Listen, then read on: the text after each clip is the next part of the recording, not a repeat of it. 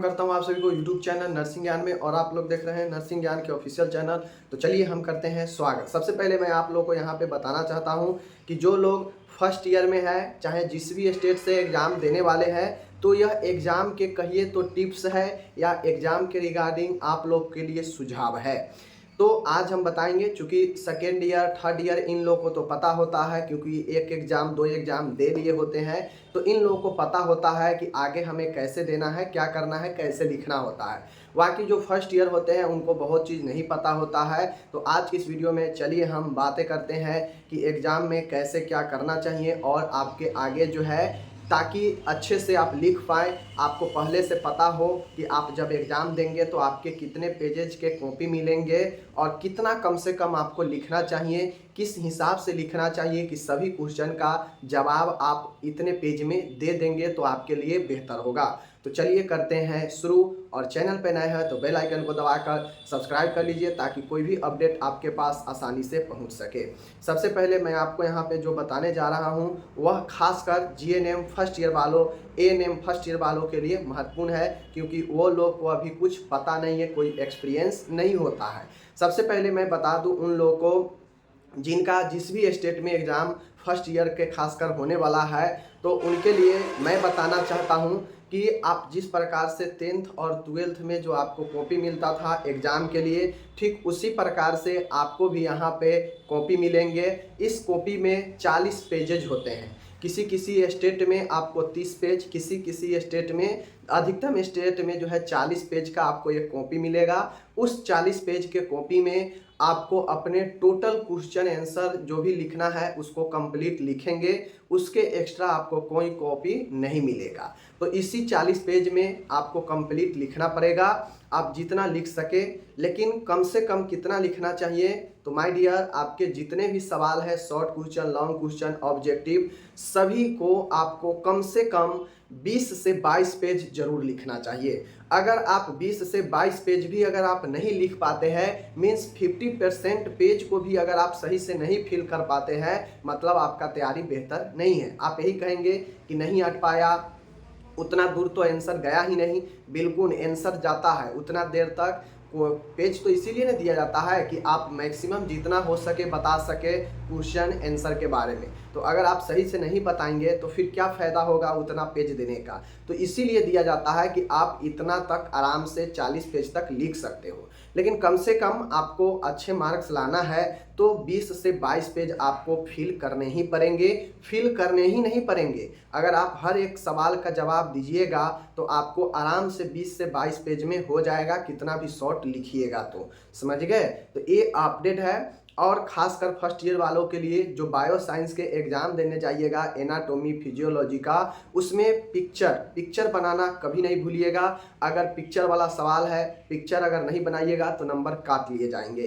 तो फिगर बनाना मत भूलिएगा, फिगर के साथ में डिटेल से बनाइएगा जो भी क्वेश्चन होगा।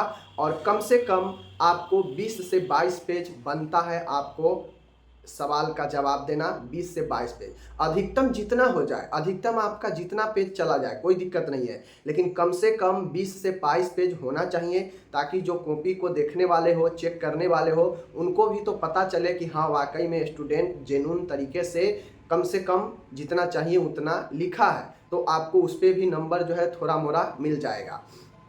अब बातें यहाँ पे ये है कि सबसे पहले देखते होइएगा कितना स्टूडेंट जो है मारता है धराधर कॉपी फुल करने और समय को ध्यान में रखते हुए धराधर मारते जाता है। किधर क्या लिख रहा है क्या नहीं लिख रहा है कोई आता पता नहीं होता है, किस राइटिंग में लिखा रहा है उसको कोई आता पता नहीं है। बस माइंड में यही रहता है कि हमें कॉपी फुल करना है, समय से पहले सभी का जवाब देना है। 3 घंटे का समय मिलता है, समय बहुत ज़्यादा होता है अगर आप पढ़े हैं तो। और इन 3 घंटों में आप बेहतर तरीके से जितने भी साफ हैंड राइटिंग में, एकदम क्लियरिटी में लिखेंगे, अच्छे हैंड राइटिंग में, उतने ही बेहतर मार्क्स मिलने की संभावना आपके अंदर आ जाता है। तो सबसे पहले कुछ चीज़ों को ध्यान में रखें।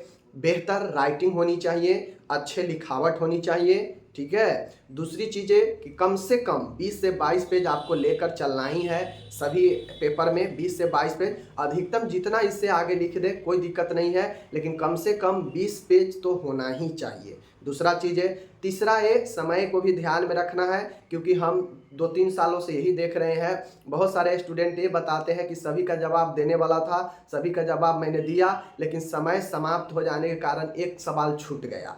तो माय डियर, मैं बता दूं, समय 3 घंटा काफ़ी होता है। आप आराम से जवाब दीजिएगा तो आ जाएगा, सभी लिखा जाएगा। समय उन्हीं को कम पड़ जाता है जो पढ़े हुए नहीं होते हैं और इधर उधर झांक परोस करते हैं, देखते हैं इधर उधर, उन्हीं को टाइम बीत जाता है और जब लिखना शुरू करते हैं तो कम समय बचता है। तो ऐसे चीज़ों से बचिएगा।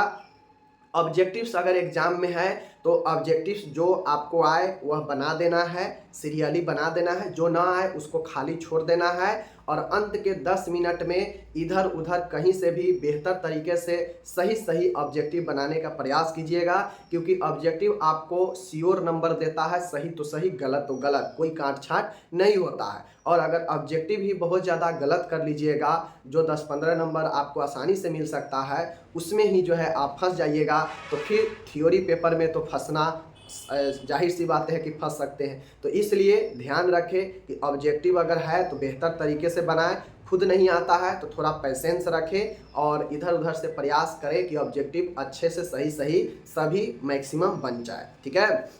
दूसरा चीज़ें, कॉपी को अच्छे से लिखना है। ठीक है। आपको फ्रंट पेज को जो भरना होता है, गोल घेरना होता है, रोल कोड रोल नंबर जो भरना होता है अच्छे से फिल करिएगा, ताकि आपके कॉपी चेकने में कोई दिक्कत ना हो और आपका रिजल्ट ना गड़वाए। तो फ्रंट पेज में जो भी डिटेल मांगेगा, जो भी सब्जेक्ट होगा, अच्छे से फिल कीजिएगा, समझ गए, ताकि आगे रिजल्ट में कोई रुकावट आपका ना आए। कॉपी को बेहतर तरीके से लिखिएगा।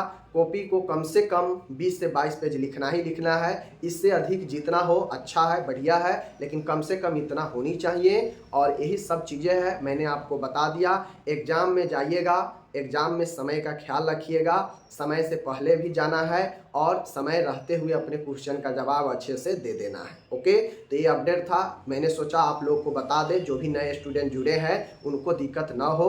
अगर कोई सवाल हो तो कमेंट कीजिए, मैं उस पर आपको प्रतिक्रिया दूंगा। ठीक है।